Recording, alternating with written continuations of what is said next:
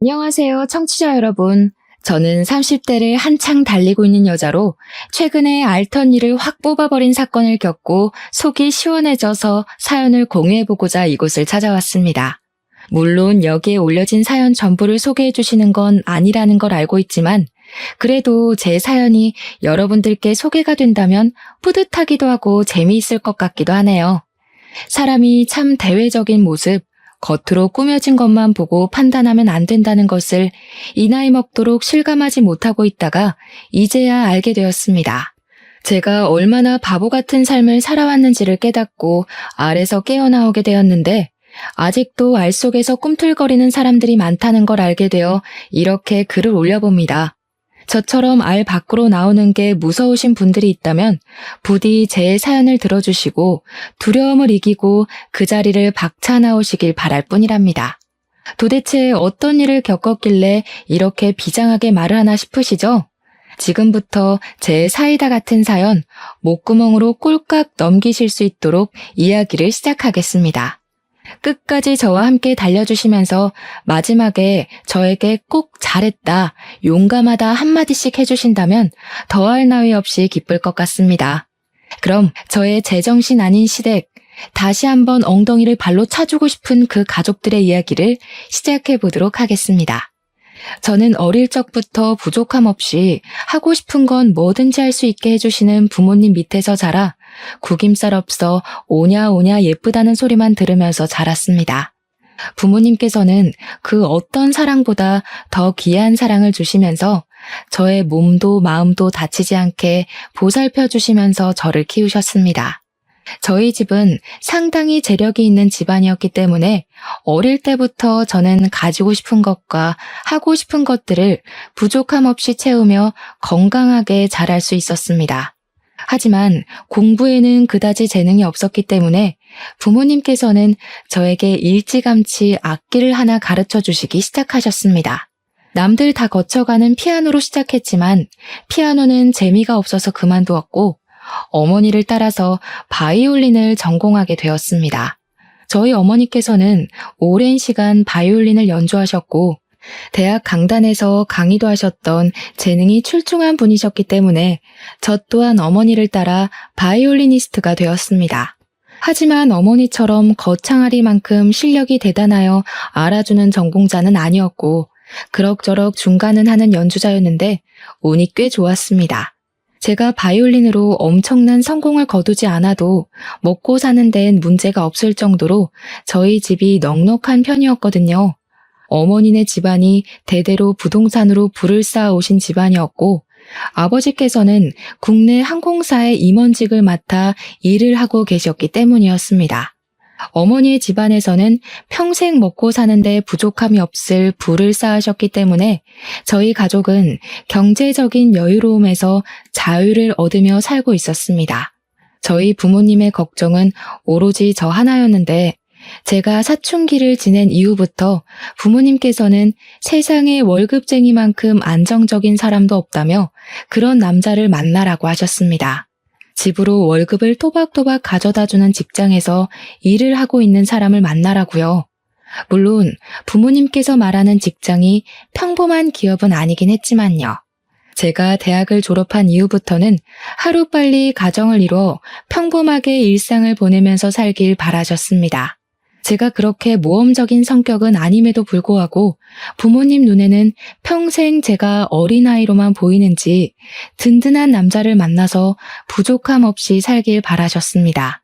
부모님의 등살에 저는 마치 결혼이 목표인 사람처럼 굴기 시작했고 제가 30살이 되자마자 선을 보러 다니기 시작했는데 마땅히 괜찮은 남자를 한 명도 만나지 못했습니다. 다들 하나같이 나이가 많거나 배가 나왔거나 머리숱이 많이 비었거나 나이가 비슷하면 성격에 문제가 있다거나 하는 불필요한 부분이 먼저 보이기 시작했습니다. 그러다 보니 선을 보러 다니는 것이 조금 지쳤고 제가 운명을 느낄 만한 사람은 이 세상에 존재하지 않는 건가 하는 생각까지 들게 되었습니다. 주위에서는 저에게 결혼정보업체에 가입을 해보라고 이야기를 하기도 하고 실제로 업체 측에서 가입 권유를 받기도 했었습니다. 하지만 그렇게까지 해서 돈을 써가며 남자를 만나고 싶다는 생각은 별로 들지 않더라고요. 선자리는 다 주변 지인분들께서 해주신 자리라 부담이 없기도 했고요. 결혼정보업체는 마치 저를 포장해서 선물 가게에 진열해 놓는 듯한 느낌이 들어서 별로 내키지가 않았습니다. 어머니께서 아는 사람들을 통해 선자리를 받는 게 오히려 인증 같은 것도 좀 더 확실히 되는 느낌이고 운명의 상대를 만나진 못했지만 희망을 걸고 있었습니다. 하지만 저는 30 중반이 막 넘어설 때까지도 괜찮은 사람을 만나지 못했고 제 친구들은 먼저 시집을 가 육아를 시작하게 되었습니다. 제가 눈이 높은 것도 아닌데 괜찮은 사람을 만나지 못하니 점점 자존감이 떨어졌고 친구들도 저에게 아무나 만나라는 식으로 이야기를 하더라고요. 동화 속 주인공도 아닌데 한눈에 반할 만큼 괜찮은 왕자님을 어디서 만나겠냐며 적당히 조건 보고 결혼을 하라는 소리를 들으니까 점점 그렇게 해야 하나 하는 굴레에 갇히게 되었습니다. 그러던 어느 날 어머니 지인분이 정말 괜찮은 사람이 있다고 한 번만 만나보라고 어머니를 통해서 자리를 마련해 주셨습니다. 그 자리에서 만나게 된 사람이 바로 제 남편이었는데 처음에는 남편의 인상이 강렬하고 선이 두꺼운 마초 같은 남자 이미지라서 호감이 가긴 했습니다. 저는 비리비리한 사람보다는 체격도 좋고 얼굴선이 굵어서 진하게 생긴 사람을 좋아했는데 남편이 딱 제 이상형에 가까운 얼굴을 가지고 있었거든요. 매너도 깔끔하고 성격도 좋고 저에게 잘 맞춰주는 사람이라 괜찮다 싶어서 두어 번 더 만나게 되었는데 남편이 5번째 만남에 저에게 그러더라고요. 이렇게 의미 없게 만나봐야 서로에게 가식적인 모습만 보여주게 될 것 같으니 이런 단계를 전부 건너뛰고 결혼을 하자고 말입니다. 고백도 얼마나 마초 스타일로 하던지 저는 홀라당 반해버리고 말았습니다. 그 전에 만났던 뭔가 하나씩 부족했던 사람들과 비교했을 때 제 남편은 백마탄 왕자님이나 다름없는 사람처럼 보였습니다. 외적인 모습에서만 봐도 자기 관리가 잘 되어 있고 입고 다니는 옷도 멀끔하고 패션 센스도 있었고요. 경제적으로도 무척이나 안정되어 있는 사람이었습니다. 제 남편 직업이 변호사거든요. 제가 만났던 그저 그런 회사에 다니는 사람들과는 비교가 되지 않는 직업이었습니다. 이 남자보다 괜찮은 남자가 나타날까 고민도 되었고 제 나이가 35살을 넘어가는 시점이었기 때문에 조바심이 나기도 했고요. 무엇보다 제가 철이 좀 없는 스타일이라 탱자탱자 놀기만 했고 바이올린만 그나마 열심히 하긴 했는데 바이올린으로 성공하지도 못했거든요, 사실. 영혼을 실은 그런 실력을 가진 사람은 아니라서 유명한 연주가도 아니었고 평범한 교향악단에 소속되어 있는 사람이었어요.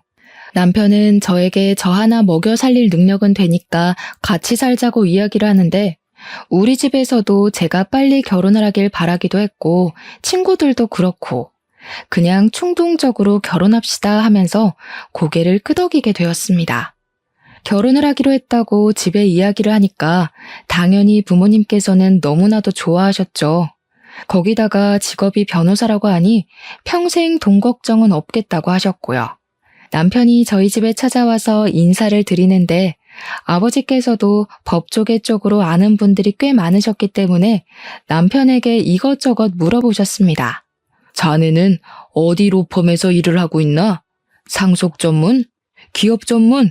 아니면 기업에 소속된 변호사인가? 아니요. 저는 땡땡 변호사 사무실에 있습니다. 아버지는 처음 듣는 로펌 이름인지 고개를 갸우뚱하시면서 어디에 있는 로펌이냐며 대표가 누구냐 이런 질문을 하셨는데 남편이 뻔뻔하게 대답을 하더라고요. 본인 대학 선배가 대표로 있는데 같이 하자고 해서 다른데 취업하기도 어렵고 그냥 거기 들어가서 사건이 들어오면 수임료 챙기면서 일을 하고 있다고 했습니다. 저도 남편이 변호사라는 것만 알고 있었지 한 달에 얼마를 버는지 얼만큼 일이 들어오는지까지는 모르고 있었기에 조금 놀랐죠. 남편은 거기서 말을 아끼지 않고 변호사들도 좋은 로펌에 가야 돈을 많이 버는데 자기는 그런 급은 아니라면서 며칠 동안 사건이 없는 날도 있어요 하면서 웃는 게 아니겠습니까?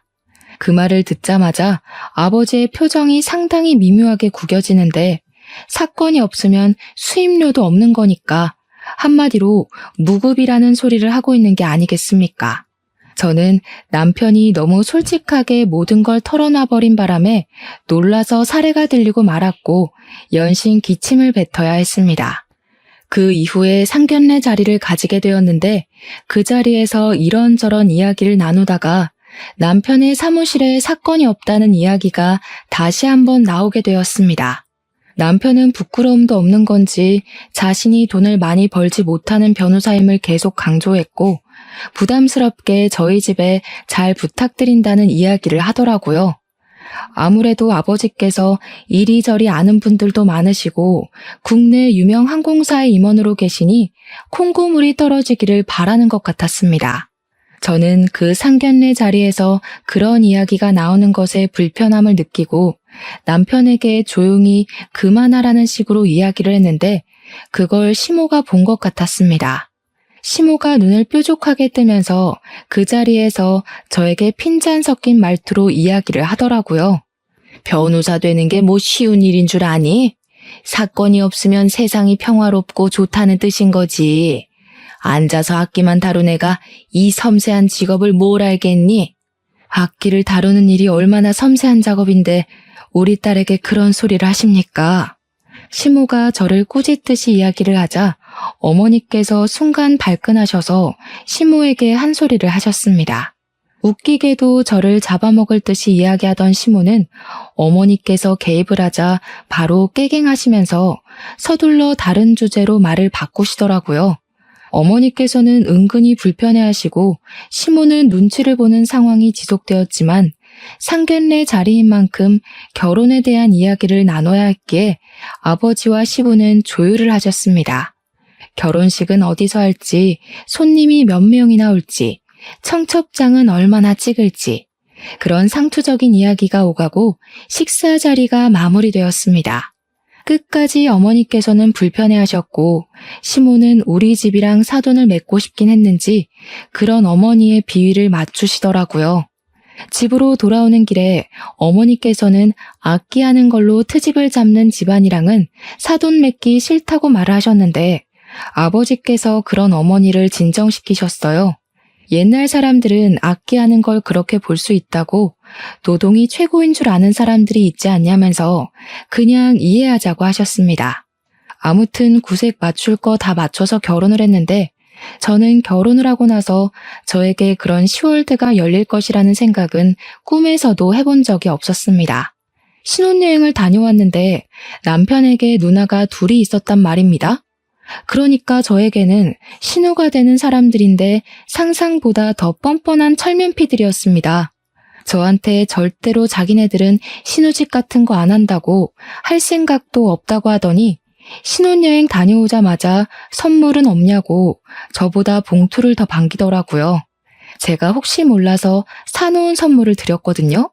면세점에서 사온 보디 제품이랑 립스틱을 드렸는데 엄청 실망한 얼굴로 저한테 이게 전부냐고 물어보더라고요. 그럼 뭐 제가 신우들 주려고 백이라도 사와야 했었나요? 하고 말을 하고 싶었지만 꾹 참고 그게 요즘 유행이래요 하면서 얼버무렸습니다. 신우들이 저한테 본인들 나이가 40을 넘겼는데 지금 유행 따지게 생겼냐면서 구시렁거리더라고요. 자기들 나이에는 비싼 게 최고인데 하면서 둘이 손발이 어찌나 척척 잘도 맞던지 저한테 뭐라 할 때만큼은 절친 같았습니다. 시자 노릇 같은 거 안 할 거라고 하더니 안 하기는 개뿔이죠. 그러더니 신우가 저한테 요즘 유행하는 애들이랑 거리가 먼 것 같은데 별걸 다 챙긴다고 하더라고요.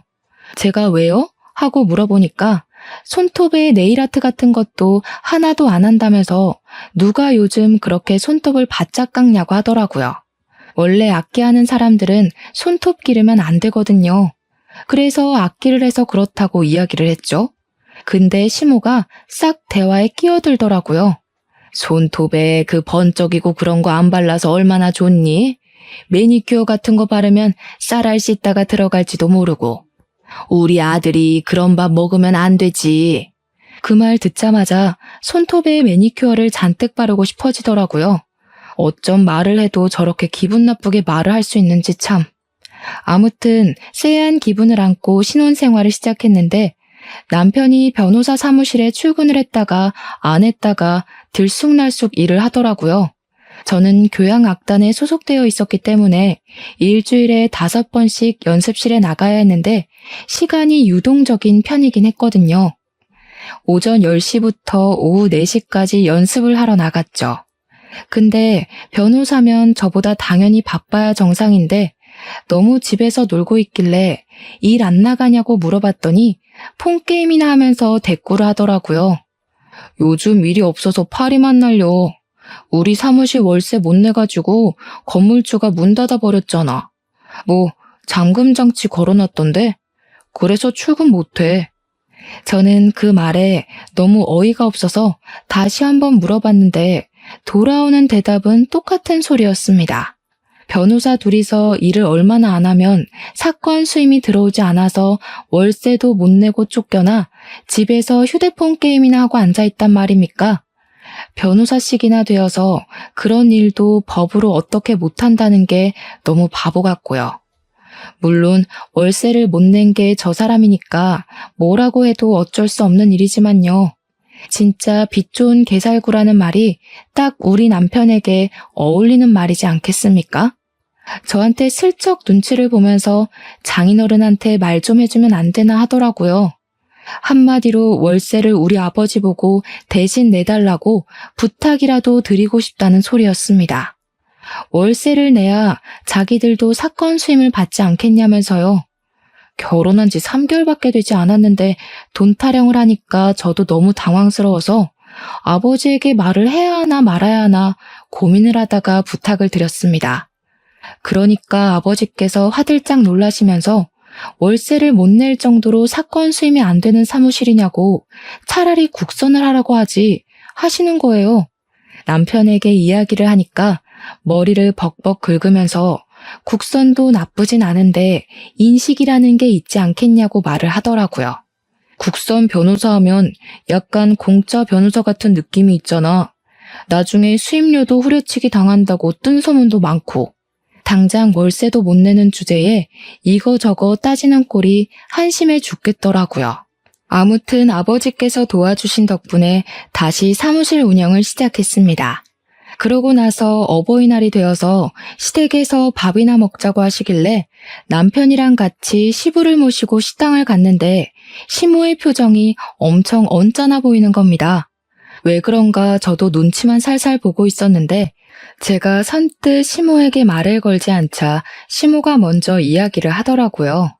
며느리식이나 되어서 일찍 와서 식사를 차려줄 생각은 안 하고 밖에서 사 먹을 생각밖에 안 하니? 우리 아들이 벌어온 돈을 그렇게 물 쓰듯이 쓰는 거야? 아니, 제가 무슨 남편 월급으로 사치를 하고 있으면 할 말이 당연히 없겠지만 저희 집에서 남편 사무실 밀린 월세까지 갚아준 마당에 그게 무슨 소리랍니까? 제가 어이가 없어서 입을 떡 벌렸죠. 거기다가 이 비싼 곳에서 밥을 먹게 된 이유가 시부가 밖에서 비싼 밥 먹고 싶다고 노래를 부르셔서 예약까지 해서 온 것이었습니다. 제가 원해서 온 것도 일방적으로 정한 것도 아닌데 시모가 다 제가 게을러서 밥 차리기 싫어서 여기 온 거라고 치부해버리니까 서운하더라고요. 저도 입이 뚫려 있는데 삼키는 건 아니다 싶어서 시부가 여기 오고 싶다고 노래를 불러서 온 거라고 톡 쏘아붙였죠. 그러니 시모가 저한테 자기는 며느리가 차려준 밥이 먹고 싶다고 하시는 겁니다. 그때 우연치 않게 시간이 맞아 늘러붙은 신우가 그러더라고요. 엄마, 무슨 말을 그렇게 해? 올케가 형석이네 사무실 월세도 냈다고 하던데. 엄마가 이러면 형석이한테 좋을 거 하나도 없어. 웬일로 첫째 신우가 제 편을 들어주면서 이야기를 하는데 괜히 고맙고 그렇더라고요. 하지만 이 모든 것이 사건의 빌드업이 될 거라고는 상상도 하지 못했죠. 불편한 식사 자리가 끝나고 집에 가려는데 첫째 신우가 저를 붙잡더라고요. 올케네 아버지가 국내 항공사 임원이라고 하셨지? 내가 다른 건 아니고 이번에 우리 시댁이랑 같이 해외여행을 가거든. 좌석 업그레이드 좀 해주라고. 그게 가족 한정이라서요. 아마 안 될걸요? 어머, 임원 백이라는 게 있잖아. 그리고 나랑도 올케랑 가족으로 묶인 사이 아니야? 부탁 좀 할게. 전부 다 꿍꿍이가 있어서 제 편을 들어주는 척했던 것이었습니다. 저는 이건 아니다 싶어서 안 될 것 같다고 우리 아버지께서 부탁을 한다 해도 규정이라는 게 있다고 말을 했습니다. 보통 저 정도로 말을 하면 다들 포기를 하고 알겠다고 하는데 신우는 정말 끈질기게 말을 하더라고요. 그럼 어떡해? 내가 시댁에 이미 다 자랑해놓고 비즈니스 좌석에 모시겠다고 했는데. 그럼 올케가 사비 들여서 업그레이드 해줘. 나도 체면이라는 게 있는데 이게 다 올케 탓이잖아. 아니 신우, 이런 식으로 일방적으로 통보를 하는 법이 어디 있어요. 저한테 물어보고 하신 것도 아니고. 제가 왜 사비를 써서 신우 시댁 자리를 업그레이드 해드려요? 그러니까 신우가 저한테 애원을 하기 시작하는데 이미 시댁에 자랑 다 해놨다. 시부모는 비싼 좌석 타는 줄 안다. 자기 체면 좀 살려줘라. 온갖 말을 다 하더라고요. 때를 쓰고 박박 우기기도 하고 피곤해서 뿌리치고 가려고 하는데 식당 주차장에서 실랑이를 벌이고 있으니 시모가 다가오셨습니다. 너네 왜 그러냐고 무슨 일이냐고 하는데 신우가 선수를 쳐서 지한테 유리하게 이야기를 하는 게 아니겠습니까? 마치 제가 되는 걸 안 되는 것처럼 한 것 마냥요. 사돈 어른한테 비행기 좌석 업그레이드 좀 해달라고 부탁했더니 안 된다고 제가 단칼에 잘랐다고요. 아니, 앞뒤 사정 다 빼고 그렇게 이야기를 하면 어떡합니까? 그런 걸로 유세를 떠내 만회하는데 제가 어이가 없어서 이대로 넘어가면 호구 잡히겠다는 생각이 들었죠. 한 번이 어려운 거지 이런 부탁은 한 번 들어주면 두 번, 세 번 부탁하게 되기 마련이거든요. 제가 언제 유세를 떨었어요? 신우가 먼저 통보하듯이 저한테 말한 거잖아요. 이러시면 저도 곤란하죠. 그러니까 시모가 혀를 끌끌 차면서 임원이라고 우스대더니 이런 거 하나 못 해주는 거냐고 시댁 부탁이면 자다가도 일어나서 해줘야 하는 거 아니냐고 하더라고요. 그 말에 진짜 사상이 엿보이고 저희 집을 무시하는 처사라는 게 느껴져서 저도 발끈했습니다. 무슨 시댁이 갑이고 제가 을도 아닌데 제가 왜 그래야 해요? 부부는 평등한 관계예요, 어머님.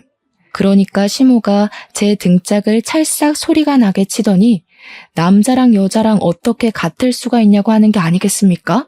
억울하면 남자로 태어나래요. 그걸 옆에서 지켜보는 남편은 꿀먹은 벙어리가 되어서 딴청이나 부리고 휴대폰이나 보고 있고요. 배신감까지 느껴지더라고요. 바짝 고개 숙이고 부탁을 해도 모자랄 판에 당당하게 나오니까 진짜 해주기 싫더라고요. 저는 이런 부탁 못 들어드립니다. 저희 아버지는 공정하게 회사 일을 하시는 분이에요. 회사에도 규율이라는 게 있습니다. 그럼 어떡해? 나 이미 시댁에 설레발이란 설레발은 다 쳐놨는데 돈도 없단 말이야. 제가 발을 동동 구르는 신우를 보고 남편 옆구리를 쿡 찌르니까 그제야 신우한테 미리미리 말을 해줬어야지 장인한테 부탁하기 어렵다고 하며 한마디 거들더라고요. 그러자 시모가 눈을 세모나게 뜨면서 장인어른이 그깟 월세 한번 내줬다고 눈치라도 주는 거냐면서 남편에게 다그치듯이 이야기를 하는데 가관이었습니다. 본인은 그깟 월세 한번 도와준 적 없으면서 말은 똑바로 해야지. 도와준 사람은 전데 왜 욕을 먹는 것도 제가 되어야 하는지 이해를 할 수가 없었습니다. 남편이 제 표정이 점점 굳어지니까 그런 거 아니라고 그냥 그런 부탁을 한다는 것 자체가 어려운 거라고 하더니 저한테 집에 가자고 하더라고요. 남편도 더 이상 이야기를 해봐야 좋을 게 없다고 판단을 한 건지 자리를 서둘러서 정리하려고 했습니다. 차에 타서 집으로 오는 내내 제 표정이 한껏 구겨져 있었는데 남편은 눈치까지 밥 말아먹은 건지 나 잘했지? 이러고 있더라고요. 그러면서 자기도 할 만큼 했으니까 저한테 아버지한테 부탁이라도 한번 해보라고 만약 비즈니스로 업그레이드 되면 서로 좋은 거 아니냐고 하더라고요. 저는 욕만 먹었는데 도대체 서로 좋은 거라는 소리는 어디서 나오는 건지 남편한테도 아버지께 그런 부탁드리는 거 눈치 보이고 싫다고 했더니 남편이 입을 다물더라고요. 그런데 며칠 뒤에 아버지에게 먼저 연락이 와서는 저에게 항공권 예약 번호를 알려달라고 하시는 게 아니겠습니까? 무슨 소리냐고 되물었더니 아버지가 그러시더라고요. 사위가 연락 와서는 신혼에 가족여행 가는 거 좌석 업그레이드 좀 해달라고 하던데? 그 정신 나간 인간이 저희 아버지께 자기가 연락을 해서 좌석을 업그레이드 해달라고 한 것이었습니다. 염치도 없게 말입니다. 제가 속상해 죽겠다고 아버지는 왜 그거 해주신다고 해가지고 나를 더 화나게 만드냐고 했더니 아버지께서 껄껄 웃으시는 겁니다. 좋은 게 좋은 거 아니겠냐고. 시댁 눈치 보는 것보다야 그냥 한번 해주는 게 낫다는 식으로 말씀을 하셨습니다. 결국에는 신우한테 항공권 예약 번호를 알려달라고 연락을 했더니 저한테 뭐라고 씨부리는지 아십니까? 어차피 이렇게 해줄 거면서 그때는 왜 기분 상하게 안 된다고 한 거야? 앞으로는 부탁하면 바로바로 좀 해줘. 알았지? 비행기 티켓을 그냥 취소시켜버릴까 고민을 하다가 신우 시부모로 보이는 사람 2좌석만 업그레이드를 해버렸습니다. 원래 직원 할인이니 업그레이드니 직계 가족만 가능한 거고 아버지 백으로 임의로 업그레이드하는 건데 그 식구들 전부 다 해줄 수는 없었습니다. 그러니까 여행에 다녀와서 신우가 저한테 쪽팔려 죽는 줄 알았다고 난리 법석을 떠는 게 아니겠습니까? 자기들도 당연히 비즈니스 좌석 해줄 줄 알고 한껏 으스댔는데 시부모 자리 2개만 해줄 수 있냐고 하면서 그렇게 안 받는데 올케 뒤끝 대박이라고 하더라고요. 해준 걸 감사하게 생각할 줄도 모르고 말입니다. 좌석값만 2배 차이가 나는데요. 그러면서 면세에서 제 선물 하나를 안 사온 거 있죠? 아니, 우리 아버지께서 좌석 업그레이드를 규정까지 어겨가며 해주신 건데 빈손이 말이나 되냐고요. 적어도 우리 아버지 선물로 양주 한 병 정도는 사와야 하는 거 아니냐고 남편에게 불이 나게 따졌습니다. 그러니까 남편이 속 터지게 장인어른 부자잖아. 양주값이 한두 푼도 아닌데 부담됐나 봐 하는 거예요.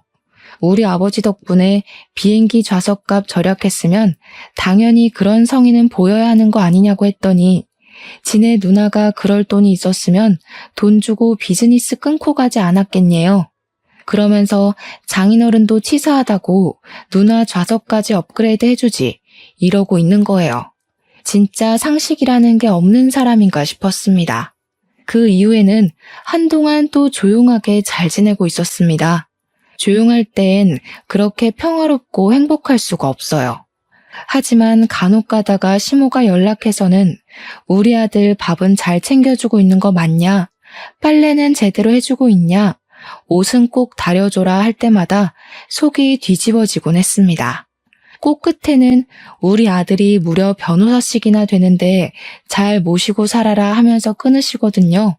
월세도 못 내는 변호사인데도요. 그렇게 결혼한 지 8개월 차가 되었을 때 차를 받게 되었습니다. 그 차가 무슨 차냐면요.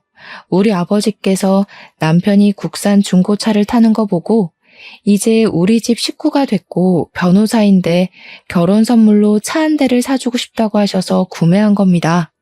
무려 외제차를 일시불로 턱하니 사서 주셨고 물론 명의는 제 명의지만 남편이 출퇴근할 때 타고 다니라면서 사주신 차였습니다. 차를 받았으니 보험을 가입하는데 제가 운전자 부부 특약을 넣으려고 했었거든요.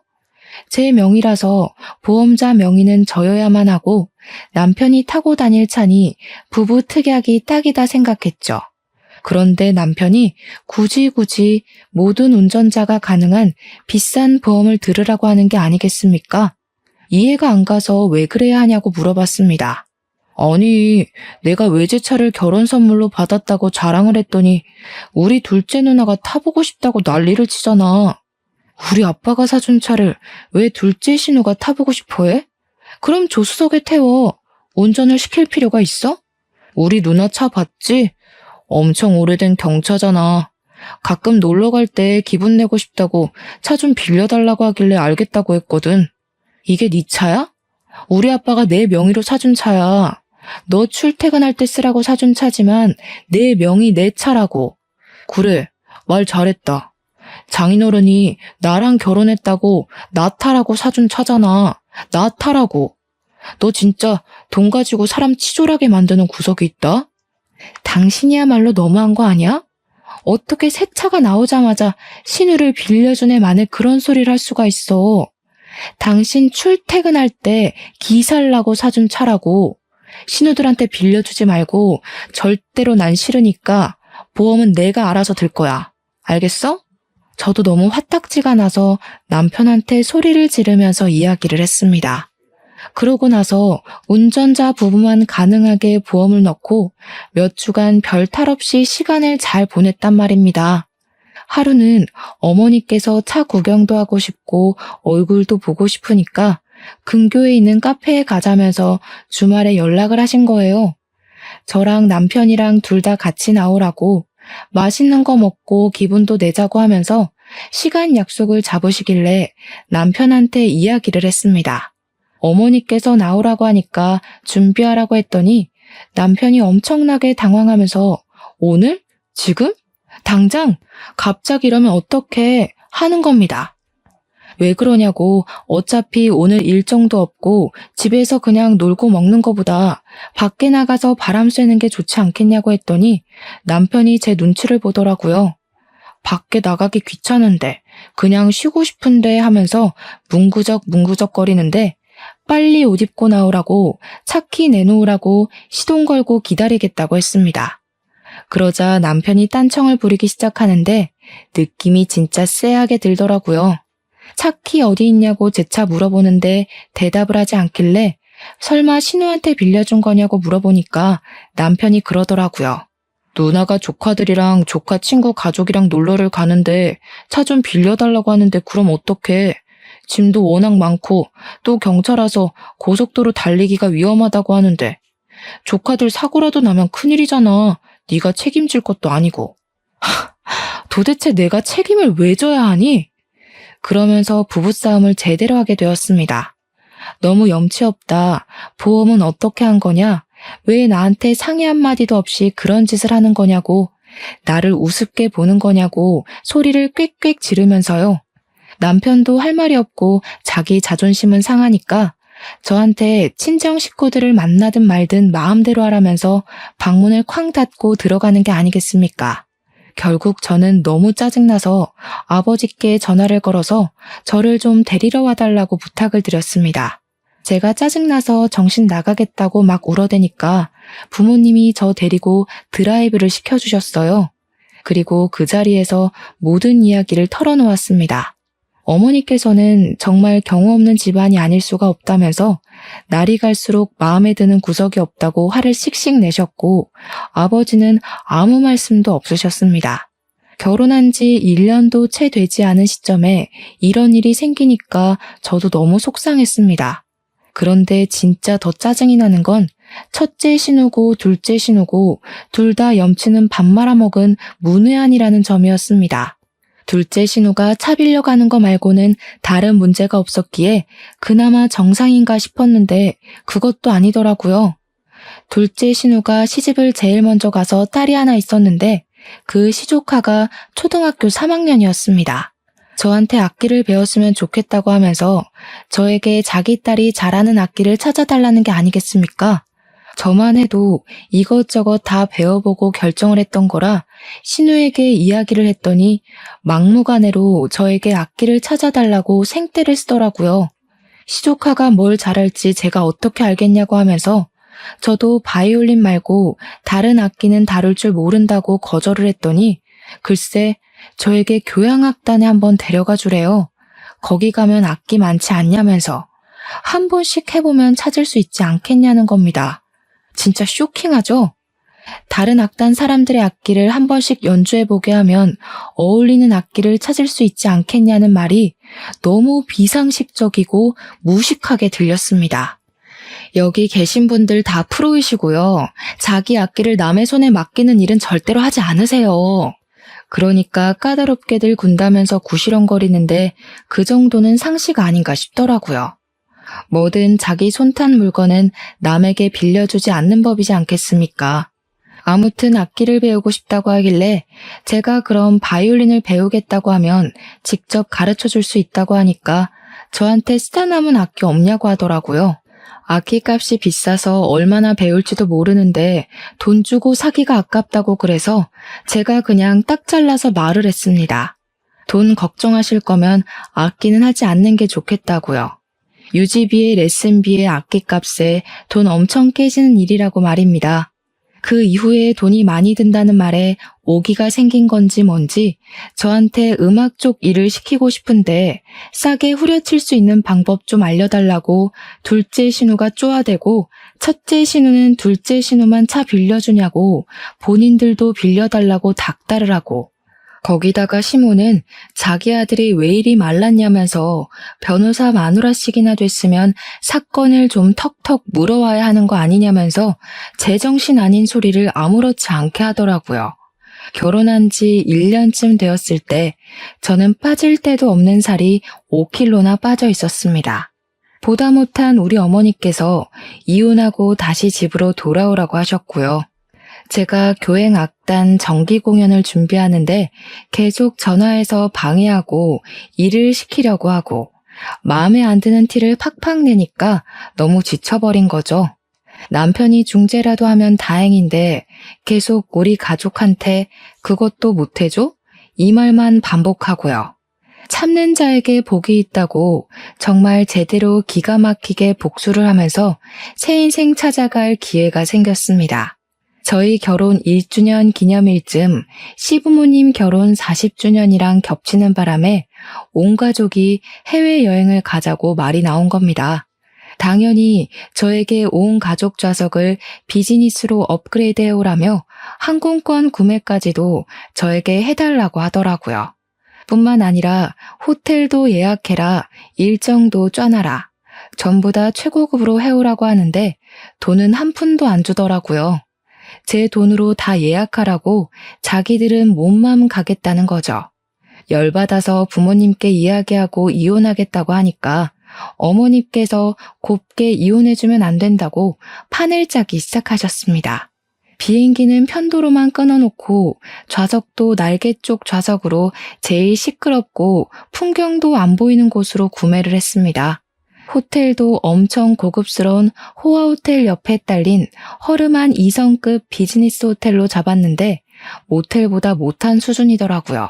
여행 준비는 제가 하겠다며 시댁에 떵떵 큰 소리를 쳐놓고 고급 호텔에 비즈니스 좌석을 끊어놓은 것처럼 뻥까지 쳤습니다. 그리고 여행 당일에 공항에 모여서 출국 심사를 하는데 제가 일부러 유효기간이 만료된 옛날 여권을 들고 갔습니다. 당연히 심사에서 걸리게 되었고 저는 만료된 여권으로는 비행기를 탈 수 없다고 쫓겨나게 되었습니다. 시댁 식구들이 다들 한 소리씩 하는데 웃음을 꾹 참고 집에 새 여권 있으니 다음 비행기를 타고 가겠다고 먼저 들어가 계시라고 이야기를 했습니다. 우리 연세 쇼핑하기로 했잖아. 나 카드 없는데. 카드 줘. 저는 고분고분하게 미리 전날 정지시켜 놓은 신용카드와 해외 나가서 밥 사 먹고 있으라며 선불 카드를 남편 손에 쥐어주었습니다. 비행기 타러 들어가는 걸 배웅하자마자 바로 변호사 사무실로 달려가서 이혼 소송을 시작했고요. 면세 쇼핑 중인 건지 남편이 전화가 와서는 카드가 안 긁힌다고 뭔가 잘못된 것 같다고 하길래 놀란 척하면서 알아보겠다고 연기를 했습니다. 정지된 카드로 뜬다고 호들갑을 떨길래 일단 당신 카드든 신호카드든 아무거나 긁으라고 이야기를 하면서 막 달래주었죠. 웃음 참느라 혼났네요. 그러더니 2시간 뒤에 전화가 와서는 이번에는 비행기 좌석이 이상하다고 하는 겁니다. 비즈니스 좌석이 아니라 일반석, 그것도 날개 쪽으로 배정을 받았다면서 빨리 장인어른에게 연락을 해보라고 하더라고요. 10분 뒤에 아무렇지 않게 연기를 하면서 남편에게 전화를 걸었습니다. 어떡하지? 비즈니스 좌석을 산 사람들이 많아서 우리처럼 공짜로 타려는 사람들은 뒤로 밀려서 일반석에 배정을 받게 된 거래. 다들 구시렁거리는 소리가 전화기 너머로 들리더라고요. 진짜 얼마나 웃기던지 눈물까지 났습니다. 저는 숙소는 땡땡 호텔로 찾아가면 된다고 마지막 피날레까지 전해준 뒤 이혼 소장을 접수하고 짐도 전부 친정으로 옮겨버렸습니다. 포장이자까지 미리 예약해서 처리하니 편하더라고요. 그리고 나니까 새벽 2시쯤 해외에 도착한 남편에게서 다시 한번 전화가 걸려왔습니다. 진짜 이거 왜 이래? 호텔에 왔더니 예약 내역이 없대. 일단 우리 밥 먹으러 왔어. 그래? 그럼 그 호텔 옆에 보면 진짜 작고 허름한 호텔이 하나 있을 거야. 거기 가봐. 예약된 거 있을걸? 뭐라고? 제정신이야? 그 옆에 다 쓰러져가는 폐가 같은 저 건물이라고? 엄마, 일단 이 카드로 밥값부터 계산해봐. 그러면서 자기들끼리 우왕좌왕하는데 시모는 이 카드 안 긁힌다는 것 같은데 얘 뭐라는 거냐 하는 소리가 막 들리더라고요. 말도 안 통하는데 되는 일이 하나도 없다면서 시부모의 남편의 신혼의 가족들까지 전부 난리가 나는 소리를 전해 들었습니다.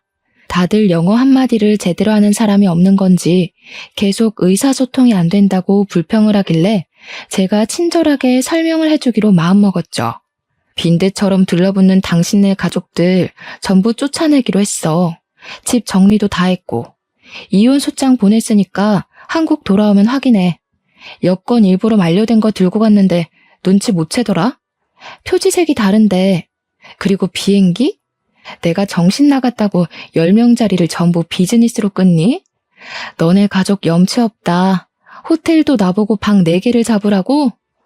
허름한 모텔로 1박만 예약 잡았으니까 내일부터는 호텔도 알아보도록 해. 아, 맞다. 면세점에서 쓰라고 준 카드는 정지된 카드니까 버리고 선불 카드에는 특별히 10만 원 넣어왔으니까 맛있는 거 사 먹어. 돌아오는 비행기 티켓도 알아서 끊어서 와. 그랬더니 야 난리가 났더라고요. 바로 전화 끊어버리고 무음으로 돌려뒀습니다. 제가 전화를 받지 않으니 문자로 욕을 보냈다가 돈 좀 빌려달랬다가 미안하다고 했다가 또 욕을 하다가 무슨 모노드라마 보는 줄 알았습니다. 그 사달이 난 지 딱 3일이 지나서 친정집으로 시부모와 남편이 찾아왔더라고요. 우리 부모님께서 태연하게 무슨 일이냐 하니 시모가 씩씩거리면서 저 못 배워 처먹은 이러는데 우리 어머니께서 남편의 뺨을 제대로 치셨습니다. 뭐? 못 배워 처먹어? 누가? 내 딸이? 어디 빈대 같은 거지 새끼들이랑 사돈을 맺어가지고 여기 와서 난리 그만 피우고 이혼 소송 준비나 잘하셔. 위자료며 뭐며 우리 변호사가 최고액으로 때릴 테니까. 이번 여행에서 돈 좀 썼을 텐데 준비 잘하라고. 그러고는 소금 어딨냐 하길래 제가 굵은 소금 한 포대기를 드리니 그걸 전부 시부모와 남편에게 쏟아 부으시더라고요. 시모가 악소리 한번 못 내고 쫓겨나고 나서는 문 앞에서 고래고래 소리를 지르면서 문 열어 죽여버릴 거야 하면서 한 30분을 안 가고 버티더라고요. 결국 옆집에서 시끄럽다고 경찰에 신고를 했고 출동한 경찰이 시부모와 남편을 잡아갔습니다. 그 이후에 남편은 이건 아니다 싶었는지 찾아와서 빌고 연습실까지 쫓아오고 했는데 그때마다 경찰을 부르고 스토커로 신고를 넣었습니다. 그게 누적이 되니까 이혼 소송에서도 유리하게 작용을 하더라고요. 저는 소송을 시작한 지 4개월 만에 이혼을 했고 위자료도 1,500만 원을 받게 되었습니다. 제가 시댁에 쏟아부은 돈에 비하면 얼마 안 되는 돈처럼 보이긴 하지만 그래도 해치워서 속이 얼마나 시원한지 모릅니다. 이혼한 지 지금은 8개월 정도 지났는데 전 남편은 그때 해외에 나가느라 쓴 카드값을 갚아내느라 난리도 아니라고 하더라고요. 사건이 잘 잡히지 않은 탓에 국선 변호사 자리에 들어가고 싶다고 난리를 친다던데 신호들이고 시댁이고 서로 나몰라라 하고 덤터기를 다 전 남편에게 씌웠대요.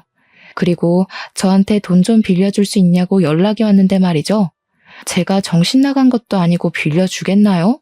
바로 차단부터 넣었습니다. 전전긍긍하는 모습을 보니 웃겨 죽겠더라고요.